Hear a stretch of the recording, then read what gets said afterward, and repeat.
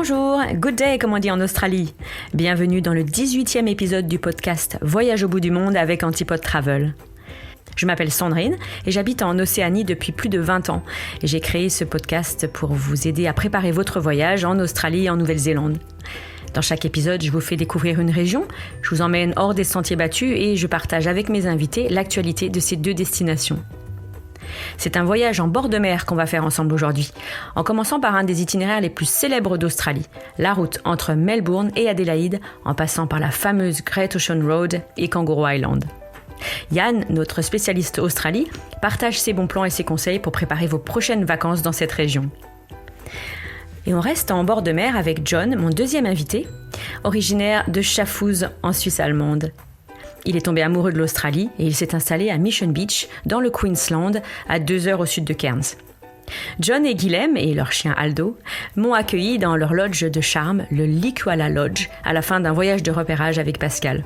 J'en ai profité pour l'interviewer et recueillir ses bonnes adresses dans la région. Il m'a répondu chaleureusement avec son français teinté d'un petit accent suisse-allemand. Et j'ai découvert qu'avant de s'installer à Mission Beach et tenir le Likwala Lodge, il était coiffeur. Une belle rencontre que je partage avec vous. Allez, votre valise est prête, mettez votre maillot de bain et votre crème solaire. C'est parti pour ce 18e épisode. Gros plan sur un circuit très apprécié de nos clients qui va de Melbourne à Adélaïde par la fameuse Great Ocean Road.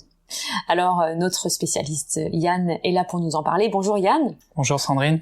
C'est un des circuits qui est le plus apprécié, je crois, par les clients. Oui, c'est quelque chose qu'on nous demande souvent, surtout pendant la saison estivale australienne, c'est-à-dire entre le mois de novembre et le mois de mars, parce qu'effectivement c'est la meilleure saison pour voyager dans le sud de l'Australie. Donc meilleure saison au niveau du climat.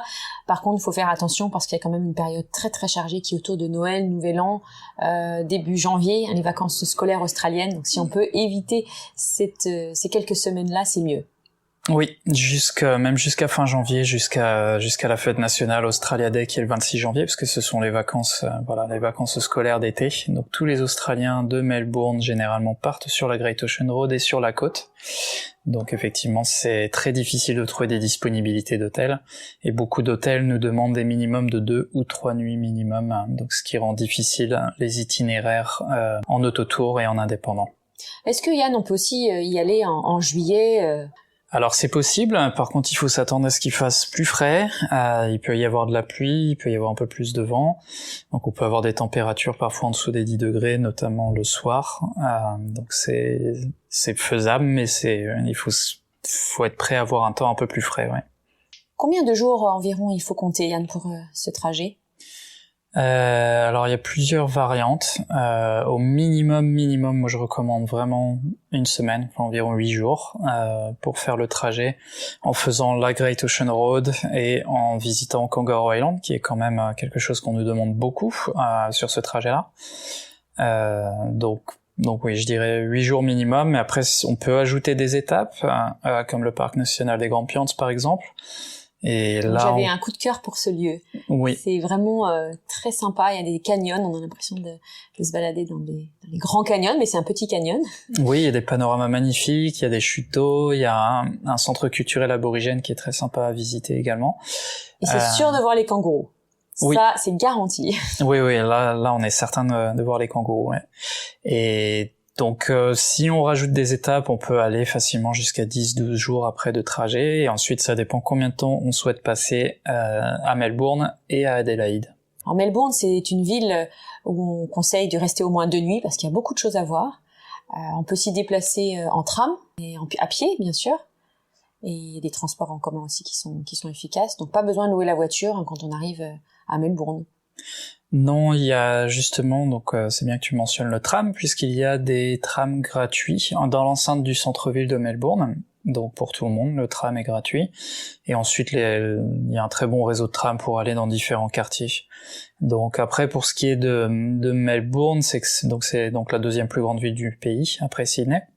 Donc c'est une ville qui a un charme un petit peu plus européen par rapport à Sydney. Et donc avec une grande diversité culturelle, qui est réputée pour sa gastronomie, ses restaurants, ses cafés, ces petites ruelles avec des graffitis qui sont assez atypiques. Des graffitis et surtout des peintures murales. Oui, les peintures murales, ouais. Enfin, pas des graffitis au mauvais sens du terme, en tout cas, plutôt des fresques murales. Oui, il y a plein de petites ruelles où on a des très belles fresques. Il y a même d'ailleurs des tours qu'on peut faire juste pour voir les peintures murales. Oui, il y a des visites qui se font à pied pour visiter les ruelles de Melbourne. Et il y a quelques quartiers aussi qui sont un petit peu bohèmes, très sympathiques, comme Fitzroy ou le quartier de Saint-Kilda près de la plage. Donc on a vraiment de quoi passer une journée complète à Melbourne et ne pas s'ennuyer.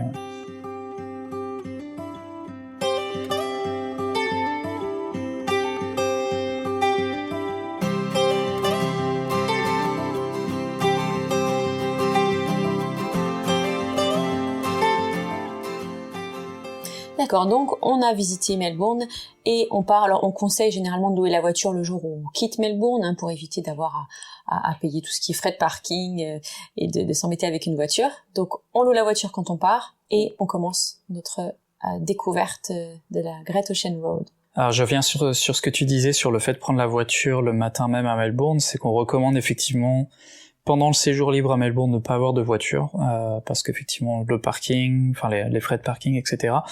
et le trafic à Melbourne qui peut être très intense. Et également dans le centre de Melbourne, il y a des règles spécifiques qui s'appliquent aux tramways qui ont souvent la priorité et qui peuvent être vraiment portées à confusion, surtout quand on conduit de l'autre côté de la route. C'est vrai, on veut éviter ça. Oui, non, tout à fait, ouais. Donc on prend la location de la voiture le matin et on part et on commence à explorer la partie la plus connue de cet itinéraire, la Great Ocean Road. Oui, alors donc la Great Ocean Road, c'est effectivement une route qui longe la côte, donc qui commence à peu près 1h15, 1h30 à l'ouest de Melbourne. Donc c'est une route qui a été construite par des soldats revenus de la Première Guerre mondiale entre 1919 et 1932. Donc la route en elle-même est un hommage à tous les soldats qui ont perdu la vie pendant la Première Guerre mondiale. Et elle s'arrête où, cette route ? Alors la route se termine un petit peu après Port Campbell, donc là où se situent les célèbres 12 apôtres, qui sont une formation géologique donc de 12 sculptures érodées par l'océan, donc qui s'érigent dans l'océan et qu'on peut voir depuis les falaises. La Great Ocean Road, il y a plusieurs arrêts possibles, plusieurs nuits aussi. Il faut compter à peu près 3 jours pour la faire. Oui, on recommande de le faire sur au minimum 2 jours, effectivement. Donc il y a plusieurs étapes qui se font en chemin. Enfin, il y a beaucoup d'endroits où on peut observer les koalas. Il y a des vues spectaculaires. Donc généralement, c'est un trajet qui se fait relativement lentement parce qu'il y a beaucoup de vues panoramiques sur l'océan puisque la route longe les falaises. Donc elle est assez longue et les paysages sont tellement spectaculaires qu'on a tout le temps envie de s'arrêter, en fait. Et alors, comme on conduit à gauche en Australie, on conseille plutôt de faire ce circuit de Melbourne à Adélaïde, justement pour être du bon côté de la route, pour voir les paysages côtiers. Tu confirmes ? Oui, généralement c'est ce qu'on conseille, mais c'est vrai qu'après ça peut dépendre des impératifs au niveau des vols ou au niveau de c'est pas très grave si certains détails logistiques si on le fait dans l'autre sens, mais c'est vrai que oui, c'est tant qu'à faire. Si on le fait dans ce sens-là, on se retrouve du bon côté de la route pour profiter de la vue.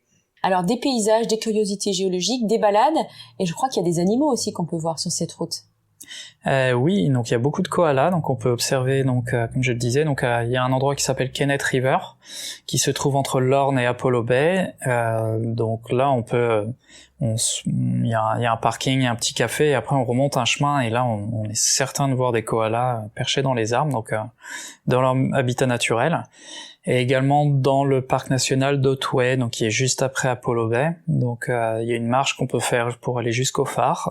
Et généralement, si on a un peu de chance, on peut voir des koalas aussi dans les arbres. Oui, il y a une espèce, on l'a appelé nous quand on a visité ce lieu, l'allée des koalas, parce que c'est juste la route qui mène au phare, et il suffit juste de regarder, de prendre son temps de regarder dans les arbres, et il y en a beaucoup. Oui. Non, c'est une des régions où on est vraiment sûr d'en voir, quoi. Après Port Campbell, où donc on voit les curiosités géologiques dont on a parlé tout à l'heure, on arrive à Port Fairy. Oui, donc Port Fairy, c'est effectivement un village de pêcheurs, donc avec beaucoup de charme. On a beaucoup de logements de charme également. Il y a une île qui peut se parcourir à pied qui s'appelle Griffith Island. Donc c'est une petite balade qui prend peut-être 1 heure, 1h30. Et on peut voir pas mal de kangourous sur l'île aussi, donc ça aussi, les kangourous sont garantis. Avec un peu de chance, on les voit même en train de se balader sur la plage, ce qui est toujours atypique et assez sympathique comme point de vue. Et c'est là où vous pouvez faire un crochet vers le parc national des Grampians dont on a parlé tout à l'heure, avec des randonnées très nature, avec des balades de différents niveaux. Et les fameux kangourous qui seront là, c'est garanti. Yann, tu nous le promets. Oui, non, ça c'est certain, dans les Grampians. De nuit également, hein, si on veut profiter d'une journée entière pour voir le parc. Oui, pour visiter le parc national, on conseille de nuit. Donc là aussi, c'est des petits villages de charme. Il y a Halls Gap, c'est la ville principale en fait des Grampians, donc c'est là où se situent la plupart des hébergements. Il y a une autre ville où se situent certains hôtels qui s'appelle Dunkeld, qui est un tout petit village qui est très joli aussi, mais qui est un peu plus excentré par rapport au parc national.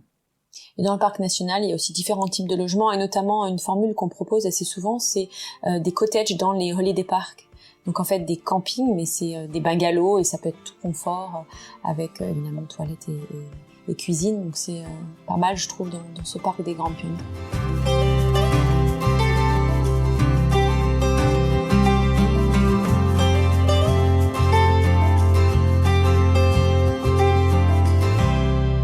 Avec ce crochet dans les Grampians, on était donc à l'intérieur des terres, et là on revient en direction de la côte. Et là il y a des étapes assez longues quand même pour arriver jusqu'au départ de Kangaroo Island. Hein. Quelles étapes tu conseilles lors de ce circuit ? Alors nous, très souvent, on prévoit une étape dans un petit village qui s'appelle Rob.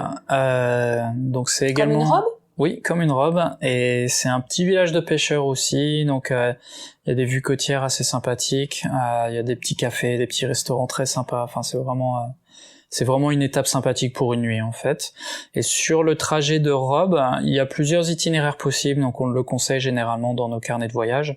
Vous pouvez soit passer par une ville qui s'appelle Mont-Gambier, donc la ville en elle-même, on en fait vite le tour, mais elle a une curiosité géologique aussi, elle a 2 lacs de cratères en fait, un lac bleu, donc qui est un ancien cratère volcanique, donc c'est assez impressionnant, atypique. Au cœur de la ville, hein, de Oui, c'est ça, en plein milieu de la ville, donc c'est assez atypique à voir.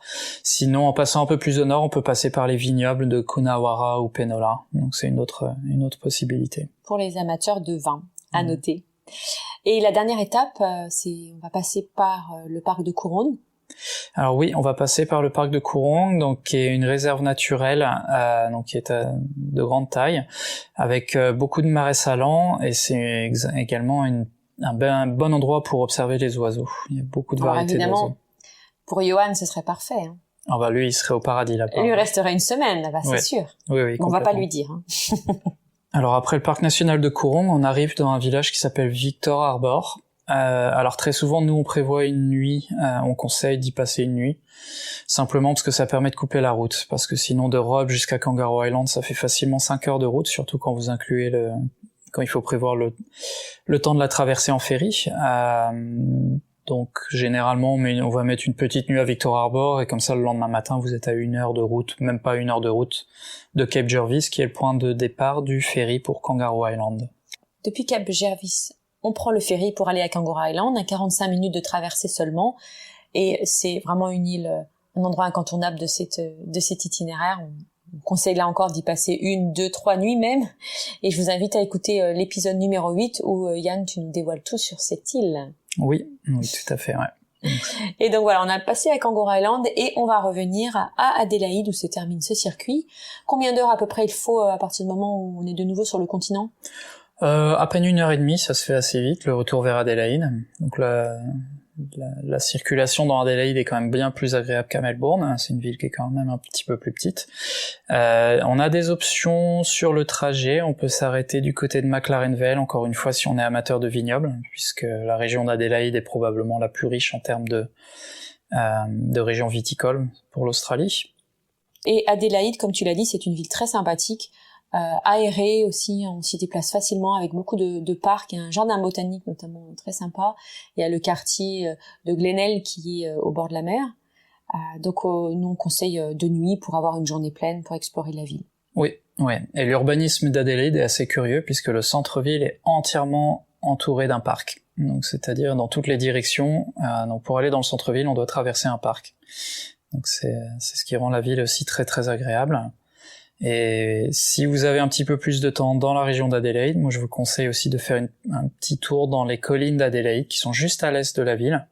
Donc c'est une région très sympa avec des petits villages de charme, notamment un village qui s'appelle Handorf, donc qui est un nom allemand, puisque le village a été fondé par des pionniers allemands et on voit encore des bâtiments avec une architecture un petit peu bavaroise ou limite alsacienne. Et donc on trouve des brasseries de bière allemande, entre autres. Il y a une autre excursion qui permet de nager avec les dauphins. Donc c'est une formule de croisière en voilier catamaran, donc qui part directement d'Adélaïde. Donc je recommande de le faire plutôt en été parce qu'en hiver, les conditions marines dans l'océan du Sud peuvent quand même être un petit peu plus, je dirais pas extrêmes, mais elles peuvent être un peu plus agitées, ouais. Donc on le recommande quand même plutôt pendant la saison estivale. D'accord, donc pour résumer, un itinéraire qui est possible toute l'année, avec une préférence quand même pour les mois, on va dire, de octobre, novembre, jusqu'à mars à peu près, oui. À avril, pour avoir quand même des températures clémentes. Éviter, on va dire, mi-décembre à fin janvier, pour des questions de disponibilité, et on s'y prend bien à l'avance. Au niveau des hébergements, il y a tout type de logements, hein. Ça va du cottage dans un holiday park, comme je mentionnais tout à l'heure, à des bed and breakfast, des lodges, des choses très haut de gamme aussi, du glamping, des tiny house. Des tiny house, voilà, les tiny house. Si vous ne connaissez pas, eh bien, je vous invite à regarder parce que c'est vraiment très sympa, ces concepts de tiny house. J'espère qu'on vous a donné envie de faire cet itinéraire et ça peut se faire bien sûr en voiture, mais également en camping-car si vous préférez ce mode de transport. Merci beaucoup Yann pour tous tes conseils. Ben, je t'en prie. À bientôt. Avec plaisir. À bientôt.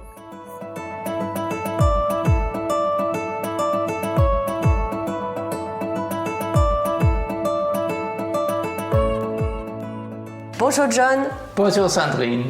Alors nous sommes ici au Likoala Lodge à Mission Beach, dans le Queensland, dans le nord du Queensland. Et je suis avec toi dans ce lodge qui est vraiment magnifique au milieu d'un jardin tropical extraordinaire. Alors d'où tu viens exactement, John ? Moi, je suis de la Suisse allemande. Et de quel endroit en Suisse allemande ? De Schaffhouse. Qu'est-ce que fait quelqu'un de Schaffhouse ici à Mission Beach ? Parce que moi, j'aime bien vivre dans un endroit tropical. Je n'aime pas du tout le froid. Et ici, c'est très sympa pour moi. J'aime la plage, j'aime la nature, la forêt tropicale. Ici, c'est aussi comme le Daintree. Ça fait 150 millions d'années. C'est la forêt tropicale plus ancienne du monde. Et aussi la côte, Cassowary Coast, c'est aussi la forêt ici, c'est de la même chose. Alors J'aime ça, la nature et la biodiversité. C'est la plus haute de toute l'Australie, ici, sur la côte. Et ça fait longtemps que tu habites en Australie ? Moi, j'habite maintenant. On a acheté la lodge il y a 1 an et demi. Mais il y a 30 ans, je suis venu en Australie. Dans cette région ? Oui. Non, pas dans cette région. C'était Sydney et Brisbane. Moins tropical. Moins tropical, oui. Mais mieux que la Suisse. Le climat. Le climat. J'adore la Suisse, mais toute ma famille et tout ça. Mais oui, le climat, pour moi, c'est très important. Et tu parlais de la côte, le Cassowary Coast. Donc, oui. C'est le nom d'un oiseau très particulier, le casoar, oui. Qu'on peut trouver ici. Et je crois qu'il se promène un ou deux dans la propriété. Oui. Normalement, chaque jour, ils promènent dans la propriété parce qu'ils sont très territoriaux. Et nous avons une femelle et un mâle qui sont dans notre territoire, plus ou moins. Et maintenant, jusqu'à maintenant, en automne, ça commence que nous les voyons ensemble, parce que normalement, ils sont seulement toujours seuls. Ils s'accouplent en ce moment ? Oui, ils s'accouplent en ce moment. D'accord. Et c'est très beau. Donc il y aura bientôt des bébés casoars qui vont se balader ? J'espère oui, parce que l'année passée, le cycle se nomme comme ça, mais après c'est le mâle qui s'occupe des œufs, et ça fait 50-52 jours. Mais il n'était pas là pour les 50 jours. Mais après, quand il a retourné, pas de bébé. Ah, mais c'est le mâle qui s'occupe des bébés ? Oui, c'est le mâle. Très bien, très moderne, c'est bien. Alors ce lodge, donc j'ai eu la chance de pouvoir y rester et c'est vrai que c'est très très calme, il y a seulement 5 chambres. Donc un bed and breakfast. L'idée d'avoir un lodge, c'est quelque chose qui te tenait à cœur depuis longtemps? Oui, parce que ma profession c'est coiffeur, mais toujours j'aime travailler avec les gens et j'aime toujours, toute ma vie, j'aime faire la cuisine. J'ai fait des courses de cuisine ayurvédique et beaucoup de choses. D'ailleurs, on peut choisir une version ayurvédique du petit déjeuner le matin. Oui, en ce moment, oui. Mais c'est possible que ça change. Parce que maintenant, nous sommes allés au Daintree et j'ai vu il y a beaucoup de bush tucker. C'est des choses de la nature de l'Australie. Et maintenant, on va voir de faire plus ça dans le petit déjeuner. Avec des Davidson plums, des fruits, des marmelades, des fruits exotiques d'Australie. J'aime bien. Changer, varier. Ouais. Et donc le lodge, c'est avec le petit déjeuner et il y a aussi le coiffeur inclus? Non.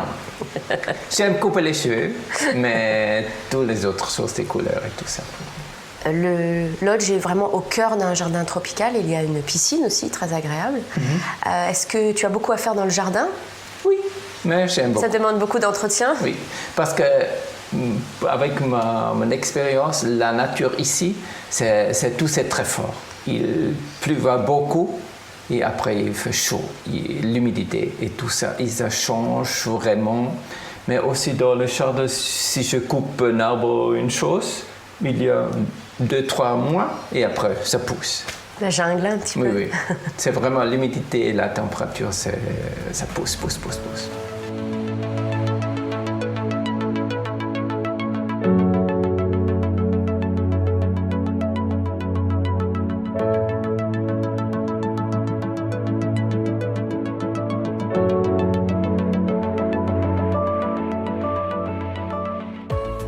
Et comment est la vie à Mission Beach?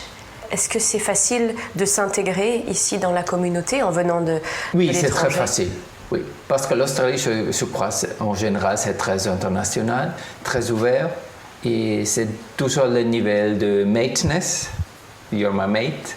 Amis, Et après, copinage, on verra mais ta si manière. c'est bien ou non. Mais c'est toujours ce niveau. C'est pas vraiment. Oui, Camaraderie, un peu. oui, camaraderie, oui. C'est toujours le niveau de camaraderie au début. Et après, on verra si bien ou non. Mais... On conseille de rester au moins 2 nuits ici pour profiter de tout ce qu'il y a à faire à Mission Beach. Qu'est-ce que tu conseillerais de faire pour quelqu'un qui passerait 2 ou 3 nuits ici? À Mission Beach, c'est très bien le Kennedy Walking Track. J'aime bien, c'est dans le sud de Mission Beach. Et aussi aller à Dunk Island, c'est beau, il y a une balade sur l'île. Et pour aller en récif, parce que le récif c'est le plus proche de toute l'Australie ici. Donc la grande barrière de corail, Oui. c'est la plus proche ici. Oui, ça fait seulement 1 heure plus ou moins en bateau. Et donc on peut faire de la plongée et du snorkeling? Oui, dans la récif, oui. Mais dans la plage ici, c'est toujours un peu des crocodiles. À cause des crocodiles. Et puis les méduses Nous aussi. n'avons pas vu un crocodile, mais toujours il y a des choses, c'est beau. Donc vaut mieux aller prendre un bateau et puis aller faire de la Oui, c'est plongée bon. un peu plus loin. Oui. Il y a des filets aussi anti-méduses, hein, j'ai vu. Oui, mais les méduses, c'est seulement de novembre jusqu'à fin d'avril. Maintenant, c'est bien. Là, on peut se baigner sans combinaison Oui. et sans crainte. Et aussi dans la proximité, il y a Alligator's Nest, c'est à Tolly. C'est pour nager, c'est très beau, c'est dans la forêt. Une rivière? 2 rivières, 2 petites rivières, et c'est très beau. Et mais trop froid l'eau. Mais en été, c'est très bien. Ça rafraîchit. Oui. Et notre plage favorisée, c'est Garner's Beach, c'est au nord. C'est une petite plage, très naturelle. C'est très beau. Et dans la région, il y a plus de choses. Le Mammoth Skybound, c'est pas loin. Au Paranella Park, c'est à 40-45 minutes d'ici. C'est un parc, il était fait, je crois, 1900 comme ça, d'une personne de Barcelone. Il est venu en Australie et il voulait faire un château pour sa femme qui était toujours en Espagne. Il a commencé à faire le château dans la forêt. Maintenant, c'est un peu des ruines parce que le climat, l'humidité et tout ça. Mais c'est très beau pour visiter. Le château, c'est très belle. J'aimerais bien qu'on me construise un château, pour moi.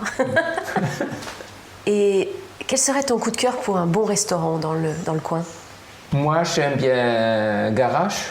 Garage, c'est un brewery, une brasserie, avec des pizzas, mais vraiment bien. Il y a un four au bois et très, très, très bien. Et les Landras. Tu connais les Landras? Ah oui.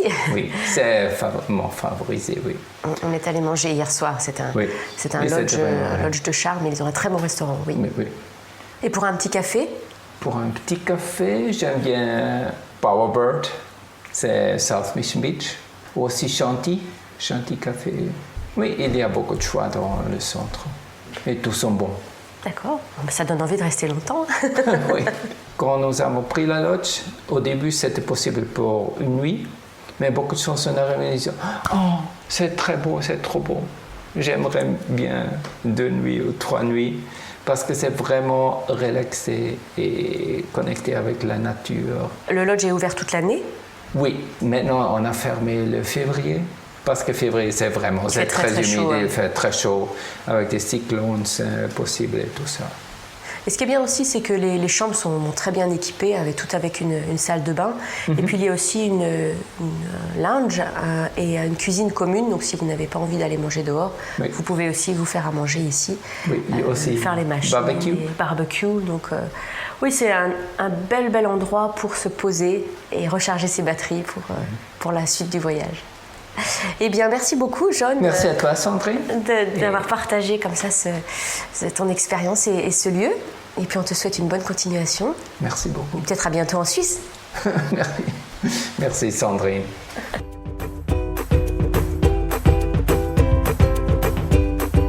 Cet épisode australien se termine. Merci beaucoup d'avoir voyagé en ma compagnie. Un grand merci à Yann et à John pour leur participation. Vous pourrez retrouver les références de cet épisode dans les notes. Et si vous voulez profiter de l'expertise de Sandrine, Yann et toute l'équipe d'Antipode Travel pour organiser votre séjour en Australie, rendez-vous sur notre site antipode-travel.com. Si cet épisode vous a plu, abonnez-vous, partagez-le autour de vous et laissez-nous 5 étoiles. À très bientôt pour un nouveau voyage au bout du monde.